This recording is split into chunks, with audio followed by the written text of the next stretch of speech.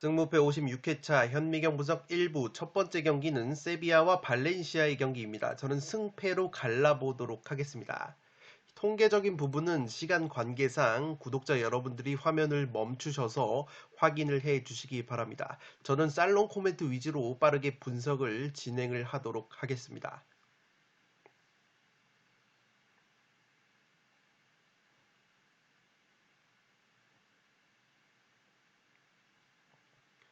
살롱 코멘트로 바로 정리를 해드리면 최근 감독 교체 이후에 나름대로 감독 교체 효과를 보고 있는 세비야라고 보시면 되겠습니다. 최근 모든 대회 3경기에서 1승 2무 무패를 달리고 있고 이 무승부 상대가 빌바오, 도르트문트 같은 난적이었기 때문에 어쨌든 마요르카를 상대로 시즌 첫 리그 무실점 경기를 하면서 세비야가 오랜만에 1대0 승리를 거뒀기 때문에 확실히 감독 교체 효과가 있다고 보시면 되겠습니다. 이 발렌시아의 경우에는 직전 엘체와의 홈 경기에서 2대2 무승부에 그치면서 이변의 희생양이 됐다고 보시면 되겠습니다. 의외로 엘체의 측면 공격에 고전하면서 2골이나 실점을 한 발렌시아이기 때문에 확실히 발렌시아가 수비적인 약점이 어느 정도 있다고 보시면 되겠습니다. 이 세비야의 경우에는 엘체보다 측면 공격력이 훨씬 강한 팀이라고 보시면 되겠고 경기당 평균 크로스 횟수가 6위로 엘체보다 더 많은 측면 공격을 시도하는 팀이라고 보시면 되겠습니다. 그렇기 때문에 엘체의 측면 공격에도 고전을 했던 발렌시아가 이 세비야의 측면 공격에도 충분히 고전을 할 수 있는 경기가 될 것으로 생각을 하고 있습니다. 또한 발렌시아 같은 경우에는 라리가에서 세트피스 공격력이 라요와 함께 가장 강력한 팀이라고 지난 분석에서 말씀을 드렸는데 직전 엘체전에서는 의외로 세트피스 득점을 하지 못했다고 보시면 되겠습니다. 이 당시 55회차 풋볼살롱이 분석을 했던 현미경 분석에서 이 조명했던 데이터가 엘체가 라리가에서 세트피스 기대 실점이 에스파뇰과 함께 공동 1위지만 엘체가 실제 세트피스로 실점을 한 것은 한 골밖에 되지 않는다고 강조를 드렸습니다. 그만큼 엘체가 세트피스 수비 상황에서 집중력을 발휘한다고 말씀을 드렸고 마찬가지로 세비야 역시 세트피스 기대 실점에 비해서 올 시즌 실제 세트피스 실점이 한 골밖에 되지 않기 때문에 마찬가지로 발렌시아가 세비야를 상대로 의외로 강점인 세트피스 공격을 살리지 못할 가능성이 있어 보입니다. 물론 이번 경기에서는 발렌시아의 수비수 디앙카비 선수가 복귀를 하기 때문에 이 디아카비 선수가 이미 세트피스 상황에서 올 시즌 2골이나 넣었던 발렌시아의 핵심 수비수라는 점에서 직전 엘체전보다는 발렌시아의 세트피스 공격력이 향상이 될 가능성이 높다고 보시면 되겠습니다. 또한 발렌시아 입장에서도 최전방 골 결정력에 조금은 아쉬움이 있었지만 베테랑 공격수 카바니 선수가 합류를 하면서 엘체전에서 카바니 선수가 페널티킥을 포함해서 호쾌한 헤딩골까지 기록을 하면서 멀티골 경기를 했기 때문에 카바니 선수의 공격력이 올라오고 있는 것 역시 발렌시아로서는 호재라고 보시면 되겠습니다. 따라서 양팀 모두에게 충분히 승리 가능성이 있다고 보여지기 때문에 1번 경기는 승패 투폴로 가보도록 하겠습니다.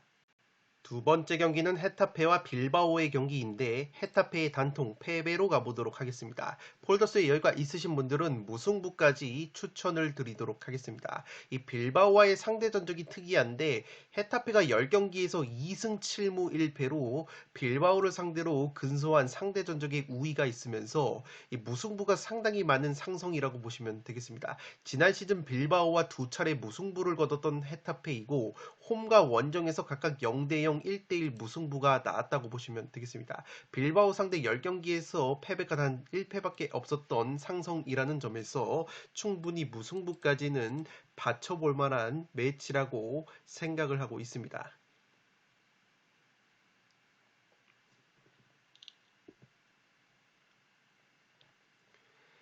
살롱 코멘트로 정리를 해드리면 빌바오가 라리가 최고 수준의 효율, 전방 압박을 보여주는 팀이라는 점이 전술 포인트라고 보시면 되겠습니다. 이 빌바오라는 팀이 압박 라인 자체가 높다 보니까 자기 자신의 위험 지역에서의 파울이 없는 편이라고 보시면 되겠습니다. 수비 라인 자체가 높기 때문에 파울이 나와도 상대 진영에서 파울이 많이 나오고 실제 통계를 보시면 빌바오가 그렇게까지 파울도 많이 하지 않는 팀이라고 보시면 되겠습니다.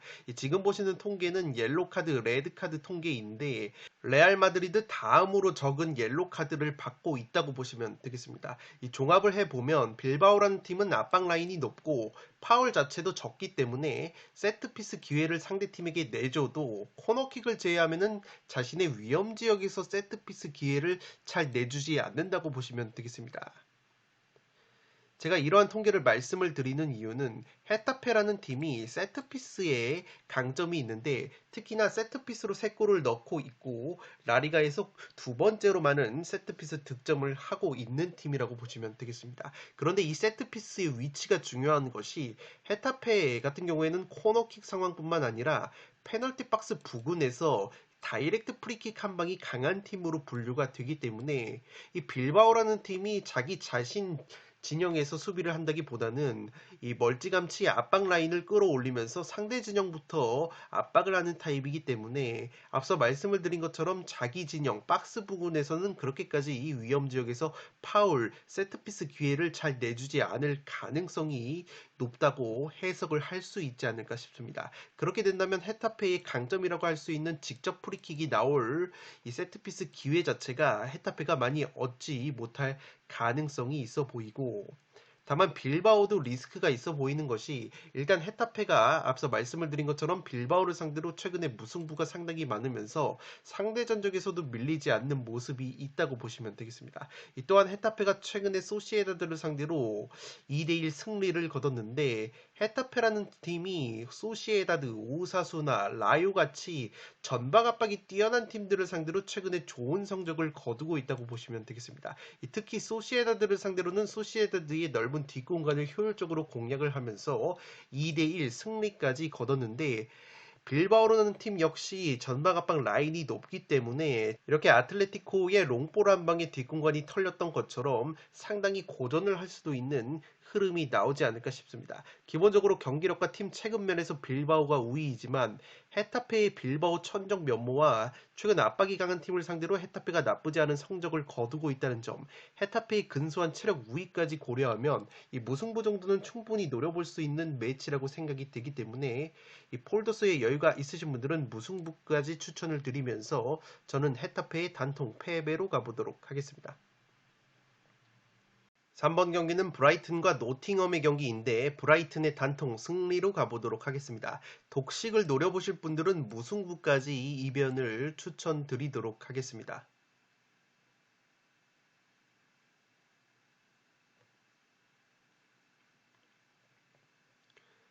살롱 코멘트로 바로 정리를 해드리면 브라이튼이 포터 감독이 떠난 이후에 데제르비라는 감독이 부임하면서 첫 경기는 리버풀을 상대로 3대3 무승부를 거두면서 순항을 하는가 싶었는데 최근에 내리 2연패를 당하면서 주춤하고 있다고 보시면 되겠습니다. 이 토트넘, 브렌트포드를 상대로 득점 없이 2연패를 당하고 있는 브라이튼인데 이 두 경기에서 슈팅을 무려 35개를 때리고 경기를 브라이튼이 주도를 했지만 골 결정력에 문제점이 드러나면서 무득점에 그쳤다고 보시면 되겠습니다. 물론 직전 브렌트포드전에서는 브렌트포드의 라야 골키퍼가 신들린 선방을 보여준 것이 하나의 원인이었지만 그럼에도 불구하고 데제르비 감독 체제에서 브라이튼이 최근 두 경기 골 결정력에 어려움을 겪고 있다고 보시면 되겠습니다. 지금 보시는 통계는 프리미어리그 득점 통계인데 브라이튼 같은 경우에는 현재 오픈 플레이 상황에서 10골이 넘는 기대 득점을 보여주고 있지만 실제 득점이 9골밖에 되지 않습니다. 그만큼 오픈 플레이 상황에서 골 결정력이 떨어지는 것을 의미하는 통계라고 보시면 되겠고 프리미어리그에서 오픈 플레이 기대 득점이 10골이 넘는 6개 상위권 팀들 중에서 유일하게 한 자릿수 득점을 기록하고 있는 것이 바로 브라이튼이라고 보시면 되겠습니다. 또한 데제르비 감독이 과거 사스올로 시절에도 공격 축구로 명성을 떨쳤다고 보시면 되겠습니다. 이 공격력은 세리에 A에서도 상당히 인정을 받았지만 당시에도 수비력은 약점으로 지적이 됐었던 감독이라고 보시면 되겠습니다. 실제 당시에 사소울로 팀 컬러가 3골을 먹으면 4골을 넣고 이기는 그러한 호전적인 성향이었기 때문에 데제르비 감독의 수비적인 전술 역량에 물음표를 갖는 일부 인원들이 있었는데 확실히 최근에 수비적인 문제까지 드러나고 있는 브라이튼이라고 보시면 되겠습니다. 이 브라이튼이 지금 데제르비 감독이 부임한 이후에 3경기를 치렀는데 이 3경기에서 6실점을 당했다고 보시면 되겠습니다. 이 경기당 평균 2골을 실점한 것인데 올 시즌 브라이튼의 실점이 총 11골이었습니다. 그렇기 때문에 계산을 해보면 이 데제르비 감독이 부임하기 이전에는 5골밖에 실점을 하지 않았는데 이 데제르비 감독이 부임한 이후에는 3경기 만에 6실점을 했기 때문에 오히려 데제르비 감독 부임 이후에 이 3경기에서 한 실점이 그 이전 6경기보다 더 많다고 보시면 되겠습니다. 따라서 현재 브라이튼이 수비적인 문제와 더불어서 골 결정력이라는 2가지 문제점이 최근에 수면 위로 떠오르고 있는 상황이라고 보시면 되겠습니다. 다만 그래도 정상 참작의 여지가 있는 것은 데제르비라는 감독이 과거부터 포백 기반의 전술을 사용했던 감독이고 부임 후 첫 2경기에서는 3백 전술을 썼지만 직전 브랜트포드전에서는 포백을 들고 나왔기 때문에 이 서서히 데제르비 감독 특유의 포백 전술이 플랜 A로 자리를 잡는다면 이 충분히 노팅엄 정도는 이 경기력으로 압도를 할 만한 브라이튼의 이 최근의 스쿼드라고 보시면 되겠습니다. 이 노팅엄 같은 경우에는 시즌 초반부터 야심차게 선수들을 영입을 했지만 너무나 과도한 영입으로 오히려 조직력이 굉장히 약한 모습이 있습니다. 특히 공격력과 수비력 모두 불안한데 수비력 같은 경우에는 시즌 초반에 좋은 선방 능력을 보여줬었던 이 딘 앤더슨이라는 골키퍼가 최근에 떨어진 컨디션을 보여주고 있기 때문에 레스터 다음으로 많은 실점을 하고 있는 것이 바로 노팅엄이라고 보시면 되겠습니다. 제 아무리 브라이튼의 골 결정력이 떨어진다고는 하지만 현재 노팅엄의 경기력과 불안한 수비력 그리고 원정에서의 좋지 못한 흐름까지 고려하면 이 브라이튼이 3연패나 이 무승부를 거둘 확률은 굉장히 떨어지지 않나 싶습니다. 다만 한 가지 노팅엄 쪽 이변을 노리시는 분들에게 유의미한 데이터를 소개해드리면 현재 노팅엄이 본머스와 함께 세트피스 실점이 6골로 세트피스 수비가 가장 약한 팀이 바로 노팅엄인데 브라이튼이 올 시즌 세트피스 기대 득점 2.38골에 비해서 실제 세트피스 득점이 1골로 저조하기 때문에 만약에 노팅엄이 세트피스 상황에서 실점을 하지 않는다면 오픈플레이 상황에서 최근에 골 결정력이 떨어지는 이 브라이튼의 공격을 막아내면서 꾸역 무승부 정도의 이변 가능성은 있지 않나 조심스럽게 생각을 하고 있습니다. 이 여담이지만 이 경기가 바로 직전 주말 승무패 55회차 3번 경기 발렌시아 대 엘체 구도와 상당히 비슷한 것이 이 경기도 똑같이 3번 경기에 들어왔고 이 배당이 심지어 토시 하나 틀리지 않고 발렌시아 대 엘체 배당과 똑같다고 보시면 되겠습니다. 이 당시 발렌시아 엘체 배당이 1.31, 4.30, 7.10 배당이었는데 4.30 무승부가 나왔다고 보시면 되겠고 이 발렌시아 대 엘체 역시 중상위권 팀 대 꼴찌팀의 구도였는데 이 경기 역시 지금 브라이튼 대 노팅엄 중상위권 팀과 꼴찌팀의 맞대결 구도라는 점에서 이 경기 번호도 똑같고 배당도 똑같고 중상위권 대 꼴찌팀의 구도까지 똑같은 이 경기에서 과연 2연속으로 무승부 이변이 나올까라는 생각이 있기 때문에 풋볼살롱은 경기력적인 측면 이 분석을 근거로 해서 브라이튼의 단통 승리로 가겠지만 제가 앞서 말씀을 드린 분석 내용과 이러한 배당적인 유사함 그리고 중상위권 꼴찌팀의 구도라는 이 구도까지 똑같기 때문에 이변을 노려보실 분들은 무승부까지 한번 독식픽으로 추천을 드리도록 하겠습니다. 확실한 것은 브라이튼이 최근 데제르비 감독이 부임하면서 한창 좋았을 때보다는 경기력에 부침이 있는 것은 맞기 때문에 3번 경기는 브라이튼의 단통 승리로 가면서 독식픽으로는 무승부까지 지난 회차처럼 이변을 추천드리도록 하겠습니다. 4번 경기는 아틀레티코 마드리드와 라요의 경기인데 아틀레티코의 단통 승리로 가보도록 하겠습니다.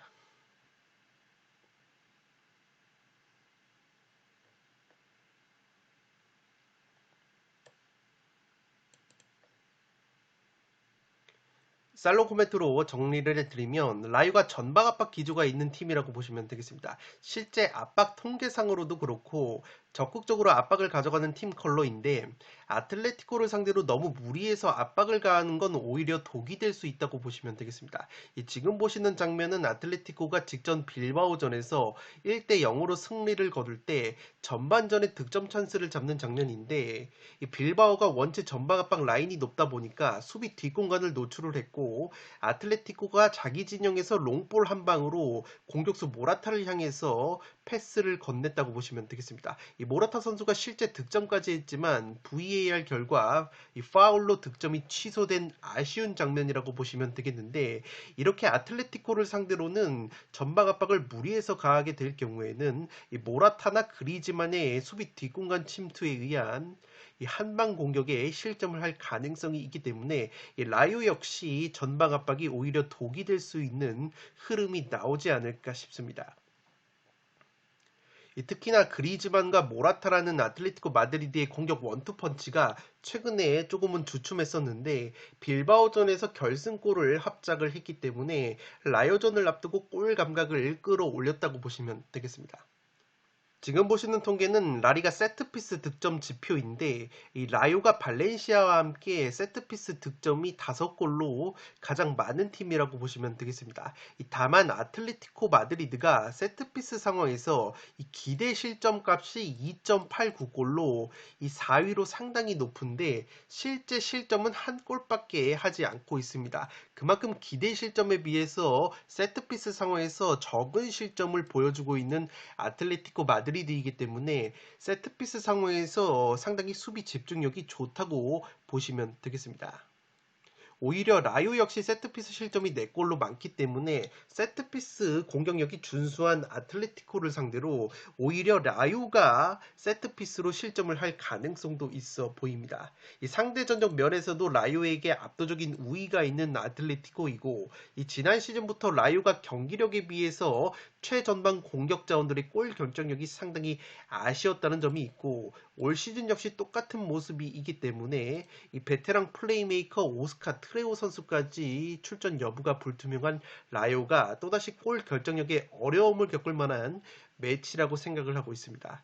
딱 하나 걸리는 것은 아틀레티코 마드리드의 지금 89%에 달하는 투표율이 몰렸다는 점인데 이 아틀레티코라는 팀이 항상 믿으면 통수를 치는 이 전형적인 팀이라고 보시면 되겠습니다. 그렇기 때문에 조금은 불안감이 있는데 이 아틀레티코가 직전 55회차에서 이 빌바오전 같이 조금은 언더독으로 분류가 될 때는 귀신같이 이 꾸역승을 거두고 이렇게 원사이드한 정배당을 받았을 때는 오히려 고전하면서 이 통수를 치는 경향이 있기 때문에 이 다소 주의가 필요한 매치라고 보시면 되겠습니다.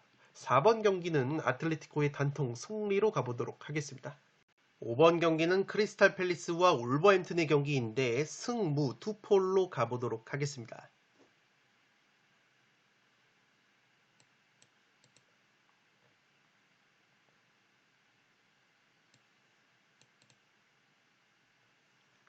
살롱 코멘트로 정리를 해드리면 양팀 모두 비슷하게 전방 압박을 그리 빡세게 가는 팀이 아니고 수비력 역시 실점이 12골로 동률이라고 보시면 되겠습니다.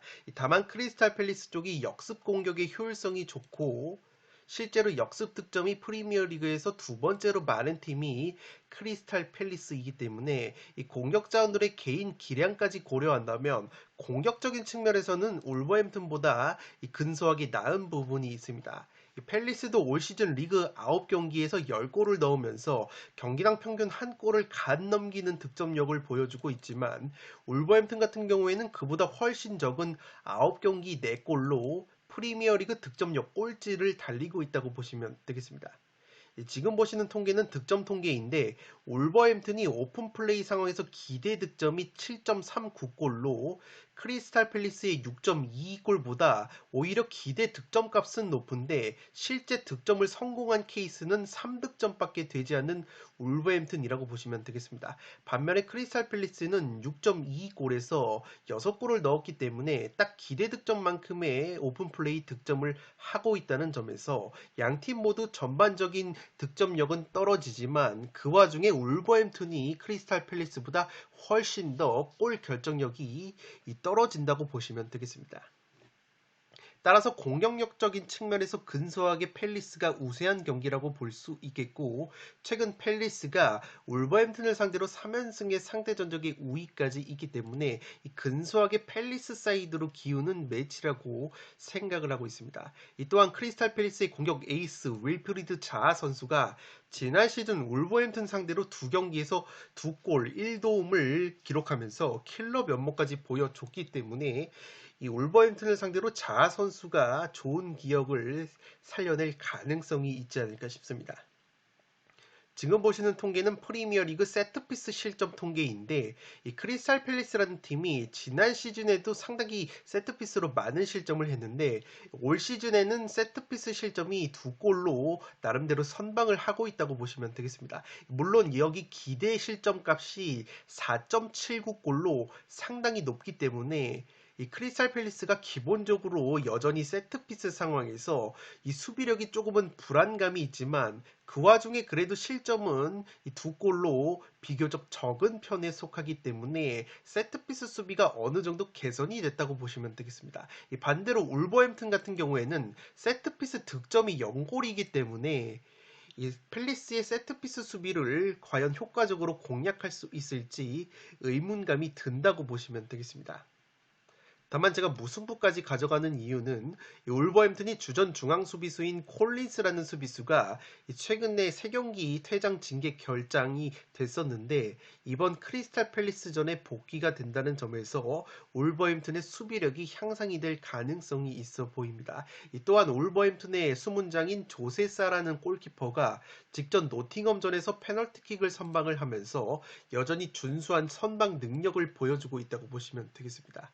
또한 크리스탈 팰리스의 최대 강점이 역습 공격인데, 울버햄튼이 역습 실점이 통계적으로 0골이고 압박 라인 자체가 높지 않은 팀이기 때문에 크리스탈 팰리스의 강점이라고 할 수 있는 역습 공격이 살아나지 않을 구조적인 이점이 있다고 보시면 되겠습니다. 이 팰리스의 공격수 에이스 자아 선수가 울버햄튼 킬러 면모가 있다고 말씀을 드렸지만, 이 자아 선수가 최근에 4경기 무득점으로 개인적인 컨디션이 조금은 주춤하는 점도, 팰리스 또한 전체적으로 공격력이 그리 강한 시즌이 아니라는 점에서 만약에 자아 선수가 이번에도 이 울버햄튼의 킬러 면모를 보여주지 못한다면 저득점 무승부 가능성도 있는 경기라고 생각을 하고 있습니다.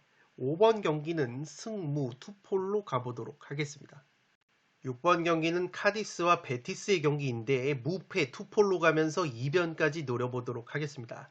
카디스가 베티스를 상대로 지난 시즌에 1무 1패로 끈적한 부분이 있었고, 이 베티스에게 최근에 승리는 없지만 패했던 경기 역시 한 골차 끈적 승부가 많았다는 점에서 카디스가 최근에 4경기 1승 3무 3연무의 무자비 면모까지 있다는 점을 고려했을 때 2변이 나온다면 이번에도 무승부 정도의 2변이 구미가 땡기지 않나 싶습니다.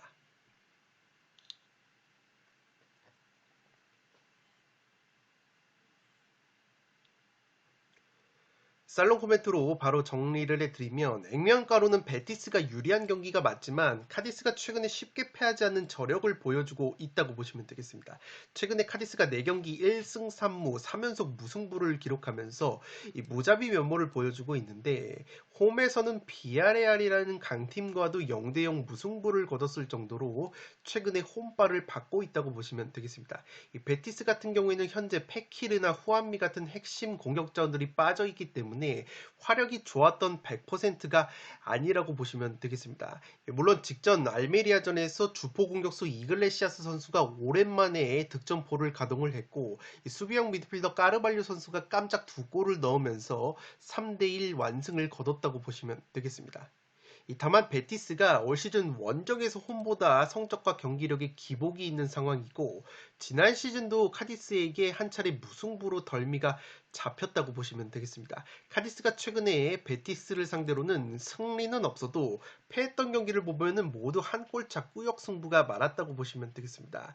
최근 4경기 무패 과정 속에서 카디스의 레데스마라는 골키퍼가 좋은 선방 능력을 보여주고 있기 때문에 이 원정에서 경기력과 성적, 공격력까지 떨어지는 베티스가 이 레데스마 골키퍼의 선방에 막혀서 이 카디스의 골문을 여는데 어려움을 겪는다면 카디스 특유의 꾸역 무승부도 한번 노려볼 수 있는 매치가 되지 않을까 싶습니다. 제가 앞서 말씀을 드렸던 베티스의 핵심 공격 자원인 후안미아 페키르가 최근에 부상으로 빠져 있는데 이 후안미아 페키르가 공교롭게도 최근에 카디스를 상대로 공격 포인트를 많이 기록했었던 킬러들이라고 보시면 되겠습니다. 따라서 원년 카디스 킬러들이 빠지는 가운데 베티스가 원정에서의 기복 있는 경기력을 보여준다면 비아레알처럼 카디스 원정에서 무승부로 이변의 희생양이 될 가능성이 어느 정도 있지 않나 싶습니다.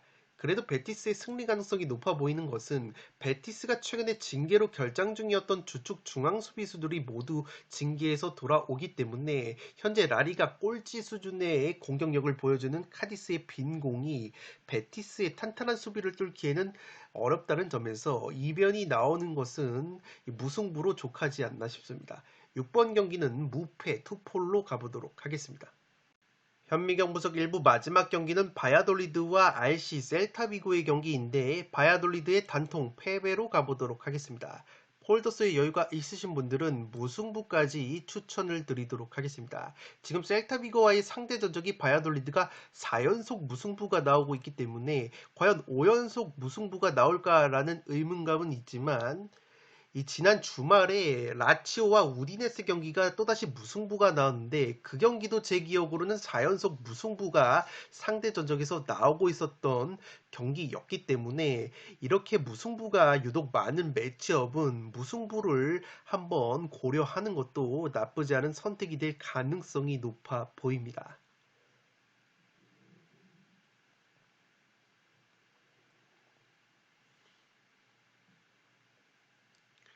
살롱 코멘트로 정리를 해드리면 바야돌리드가 측면 수비가 너무나 허점이 많다고 보시면 되겠습니다. 이 직전 에스파뇰전에서도 제가 에스파뇰의 승리를 적중을 시켰는데 에스파뇰의 측면 크로스 그리고 장신 공격수 호셀루의 헤딩 마무리로 에스파뇰이 결승골을 넣으면서 1대0 승리를 거뒀다고 보시면 되겠습니다. 지금 보시는 장면이 바야돌리드를 상대로 에스파뇰이 측면 크로스로 호셀루의 결승골을 이끌어내는 장면인데 그만큼 바야돌리드가 올 시즌 측면 수비에 어려움을 겪고 있다고 보시면 되겠습니다.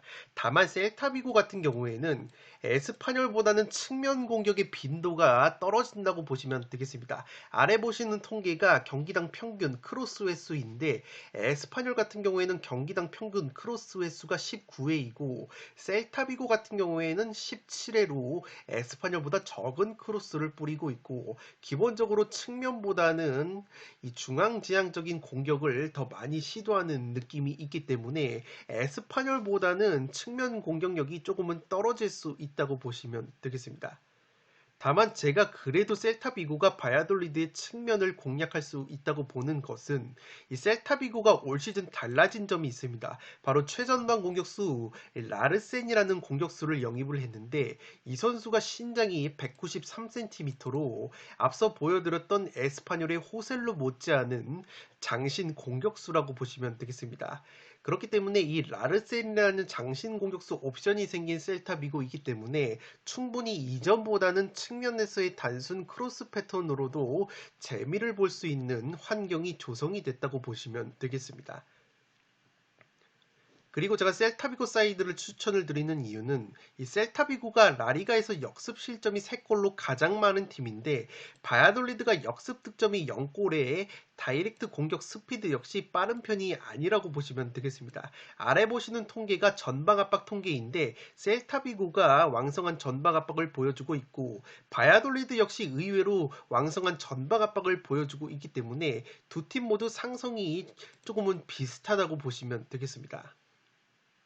다만 제가 항상 분석을 할 때 강조하는 것은 팀 스타일이 비슷할 때는 그 팀 컬러를 좀 더 잘 살리는 팀이 더 좋은 경기를 한다고 말씀을 드리는데 양 팀 모두 전방 압박 수치가 통계적으로는 비슷해도 양 팀의 공격 자원, 특히 이선 자원들의 퀄리티와 최전방 공격수 아스파스를 보유한 셀타비고의 골 결정력이 바야돌리드보다 한 수 위라고 생각을 하기 때문에 셀타비고의 압박이 보다 공격적으로 작동이 될 가능성이 높다고 보여집니다. 다만 걸리는 것은 앞서 소개를 드렸던 바야돌리드가 최근 셀타비고의 맞대결이 무려 4연속 무승부라는 점이고, 바야돌리드의 최대 약점인 측면 수비에 대해서 셀타비고가 측면에서 크로스를 그렇게 자주 활용하는 팀이 아니라고 말씀을 드렸기 때문에 이 바야돌리드가 약점인 측면에서만 털리지 않는다면 맞대결 상성에서 이어지고 있는 무승부 흐름도 충분히 나올 수 있지 않을까 싶습니다. 마지막 경기는 바야돌리드의 단통 패배로 가는데, 폴더스의 여유가 있으신 분들은 무승부까지 한번 추천을 드리도록 하겠습니다. 네, 이것으로 승무패 56회차 현미경분석 1부를 모두 마치도록 하겠습니다. 저는 연이어서 2부를 촬영을 해서 구독자 여러분들의 흐름이 끊기지 않도록 업로드를 해드리겠습니다. 영상이 도움이 되신 분들은 좋아요와 구독 버튼을 눌러주시면 풋볼살롱 채널에 크나큰 힘이 됩니다.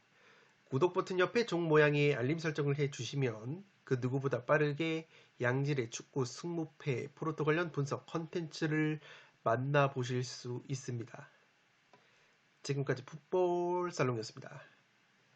감사합니다.